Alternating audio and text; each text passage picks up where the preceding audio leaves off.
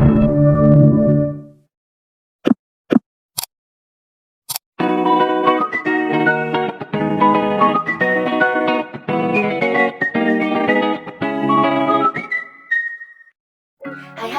welcome back to my YouTube channel. Disclaimer dulu ya teman-teman.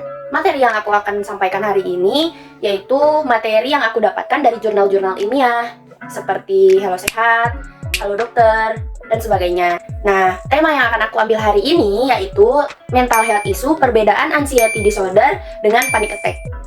Apa sih perbedaannya kak? Bukannya sama ya? Tentu saja berbeda, karena perbedaan anxiety disorder dan panic attack bisa dilihat dari definisi secara medis, gejala, dan pemicunya.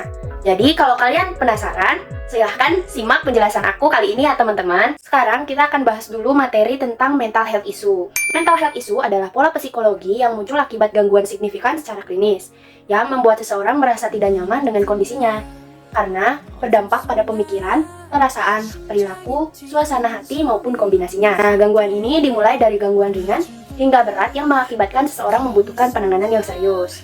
Tapi, setidaknya ada sekitar 200 jenis mental health issue yang diketahui berdasarkan gejala dan tingkat keparahannya nih teman-teman. Dokter atau psikolog umumnya mengacu pada buku Diagnostic and Statistical Manual of Mental Disorder, 5th edition, untuk membedakan pengertian panic attack dan anxiety.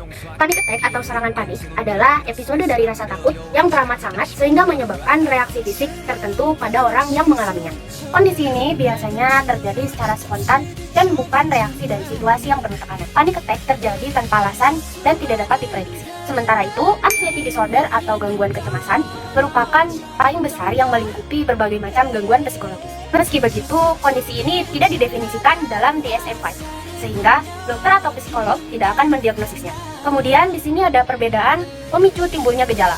Panic attack umumnya muncul secara spontan dan bisa terjadi tanpa alasan yang jelas. Gejala yang timbul akan memuncak lalu mereda dalam beberapa saat.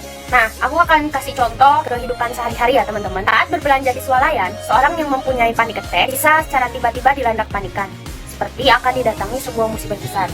Kepanikan ini akan mereda dalam beberapa menit sehingga penderita pulih kembali. Namun, penderita mungkin terus dihantui pertanyaan tentang mengapa hal ini mendadak terjadi. Sebaliknya, orang yang mengalami anxiety disorder pada umumnya sudah mengetahui pemicu timbulnya kecemasan. Contoh dalam kehidupan sehari-harinya yaitu mungkin seorang penderita anxiety pernah merasakan takut yang membanjiri tubuh saat ia terjebak dalam keramaian massa demo yang dianggap sebagai situasi yang mengancam atau berbahaya. Saat bahaya tersebut usai, gejala kecemasan akan menghilang. Namun, gejala akan muncul kembali saat ada pemicunya, bahkan dengan intensitas yang lebih berat. Yang ketiga, di sini aku akan ngejelasin tentang perbedaan gejala yang muncul. Sejumlah tanda yang bisa terjadi bila mengalami gangguan kecemasan yaitu merasa gugup, gelisah, dan deg-degan. Nah, sementara itu, seseorang bisa dikatakan mengalami serangan panik jika mengalami 4 atau lebih dari gejala berikut. Gejalanya seperti jantung berdebar cepat, berkeringat berlebihan, ketakutan akan kematian, dan mati rasa. Pada dasarnya, gejala anxiety disorder dan panic attack hampir mirip satu sama lain. Para ahli akan mengukur intensitas dan seberapa lama gejala berlangsung untuk membedakannya, sehingga pengidapnya perlu mendapatkan penanganan dari psikolog atau psikiater. Mungkin segitu dulu penjelasan dan materi yang aku kasih ya teman-teman. Terima kasih, dan sampai jumpa!